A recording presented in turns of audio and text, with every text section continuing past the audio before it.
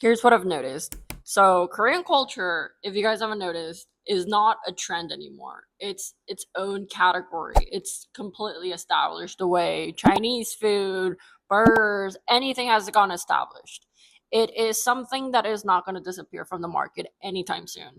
And so we've seen over the last decade, as you guys have seen, Korean barbecues, Korean dramas, Korean music, Korean movies, Korean skincare, and then Korean food like Korean corn dog went viral, and now like Korean ramen is going viral.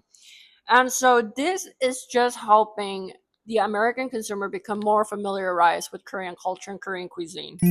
And so as an entrepreneur, as a restaurant F&B business owner, you win by recognizing these trends early. Whoever noticed the boba trend early and hopped on it super early has made quite a big buck from the very beginning, right? So here's what we've noticed, and I'm pretty sure most people have noticed it in the last couple of years. So Korean ramen has been trending, especially the self-serve version, and it doesn't seem to be going away anytime soon. If anything, it seems like it's expanding. Here's the issue, right? Ramen is a commodity. It's something anybody can get anywhere at this point. With the virality of Bulldog, even Walmart, 7-Eleven sells Bulldog now. So how are you going to compete this convenience wise when any other store also sells it? What makes this a novelty concept? It's the experience, not the item. So most people think, oh, I'll just slap some Korean name onto it, put some machines, put some ramens, and people will love it. Well, you have to understand your audience. You have to be able to cater to your audience to be able to have this successful concept actually hit. Why would they want to buy an overpriced single packet of ramen when they can go to H Mart or any other store and get a 4 pack for the same price? Well, there's a lot of economics around. I'll probably make a separate video about it later, but it's it's a mixture of the experience plus the convenience, right? I mean, think about the psychology. So there's other categories like coffee shops, popcorn, movie theaters, bars. Anybody can make this at home. So why would they overpay it when they go out? Because of the experience that's attached to it. So if we apply that same psychology to this concept, it's the customization plus the convenience plus having that experience with your friends. And then a lot of people have this romance about Korea, right? In their head they're like fantasizing, oh my god, I want to visit Korea one day, but I just don't have the opportunity to do now. So feeling like they're in Korea when they come to your store is the novelty. You have a chance to bring those romance customers into your store and give them that experience. And that justifies the $12 overpriced instant ramen that you're selling them. But then again, the $12 isn't from just the ramen packet. It's the ease of access to customization that they otherwise would have had to buy in bulk.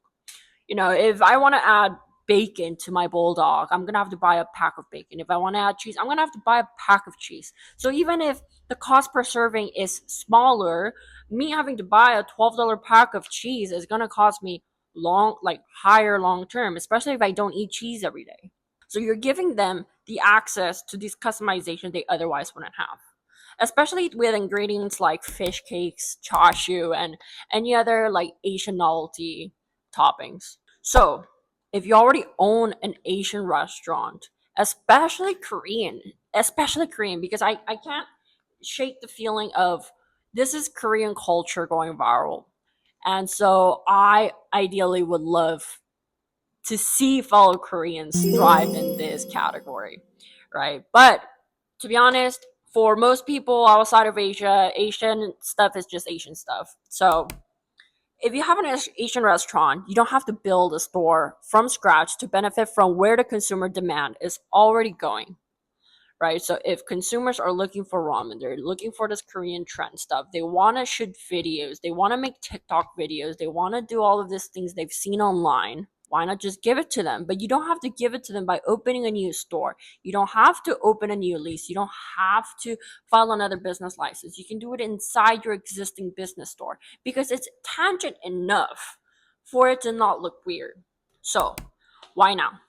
Well, this trend honestly has been going on for a bit. Like 3-4 years, and it's taken a lot of traction this last year. And this year too, there's been a lot of stores here in the United States that have been opening quite a bit last year and this year, like the first half as well. So the window is honestly not that big anymore. So that's why I think before any other chains become more established, I think mom and pop shops, small restaurants, like individual restaurant owners, have a solid shot at this to have this established in their own area. Obviously, if you're in an area like LA, New York, maybe you're a little right. I mean, there's probably already an established store in your area, but if you're anything outside of these Asian metros, then you probably have a very, very solid shot.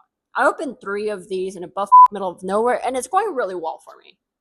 And none of these stores are in an Asian dense area. They're actually very Hispanic dense area. And you would be surprised. There's a lot of demographics that are not Asians that love Korean stuff. So don't think that you have to live in a very Asian dense area to have this business be successful. So if you think that your restaurant might benefit from this, then shoot me a DM, shoot me a text. Honestly, send me a picture and I'll give you my honest opinion because it's not for everyone, but it could potentially actually help the ideal restaurant owner, raise up their margins, raise up their revenue by quite a few. And just from that novelty experience being added to your store will bring new customers in, which will benefit you more in the long term instead of having to just directly look at the ramen sales, right? If somebody came into your store because of that ramen sale, well, that LTV has gone up. So yeah, let me know if you guys have any other questions.